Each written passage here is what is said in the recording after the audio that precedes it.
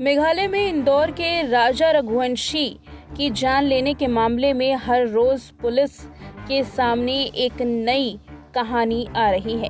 पत्नी सोनम रघुवंशी, जो इस पूरे मामले में मुख्य आरोपी के तौर पर गिरफ्तार की गई है, उसके जरिए कुछ ऐसी बातें पुलिस के सामने आई जो सुनकर हैरान करने वाली है।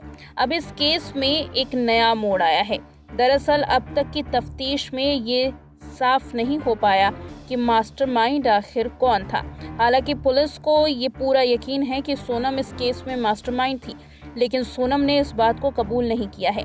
सोनम इस पूरे केस का ठीकरा राज कुशवाहा पर फोड़ती हुई नजर आई, तो वहीं राज का कहना है कि सोनम ही इस केस में असली मास्टरमाइंड थी। सोनम और राज की प्लानिंग तो ये थी कि सोनम राजा को मारकर विधवा हो जाएगी और राज के साथ शादी कर लेगी, लेकिन पुलिस को सोनम पर शक गहरा रहा है। दरअसल पुलिस को अब शक है कि इस केस में कोई दूसरा शख्स भी है जिसके साथ सोनम शादी करना चाहती थी। पुलिस सूत्रों की माने तो सोनम राज को भी धोखा देने वाली थी। पुलिस सूत्रों का कहना है कि राज कुशवाहा तो सिर्फ एक मोहरा था जिसका इस्तेमाल सोनम ने राजा रघुवंशी को अपने रास्ते से हटाने के लिए किया।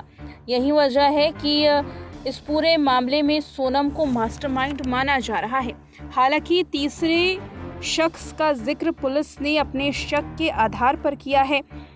पुलिस ने इस बात की पुष्टि नहीं की कि क्या सोनम ने इस बात को कबूल किया है या नहीं, मगर पुलिस का कहना तो ये है कि राज कुशवाहा ही नहीं बल्कि कोई दूसरा भी शख्स था जिसके साथ सोनम रिश्तों में थी। टाइम्स ऑफ इंडिया की रिपोर्ट के मुताबिक सोनम ही इस पूरे मामले में असली मास्टरमाइंड है। माना जा रहा है कि राज का इस्तेमाल केवल एक मोहरे के तौर पर किया गया। सभी आरोपियों से पूछताछ की जा रही है। पुलिस को शक है कि राज के अलावा सोनम के किसी दूसरे शख्स के साथ भी अफेयर के रिश्ते थे, अफेयर था, और अब पुलिस पूछताछ में ये जानने की कोशिश कर रही है कि इस पूरे मामले में क्या केवल 5 आरोपी ही थे या फिर इससे भी ज़्यादा आरोपी लिप्त थे जिनकी अभी पहचान नहीं की गई है, जिन्हें अभी गिरफ्तार नहीं किया गया है।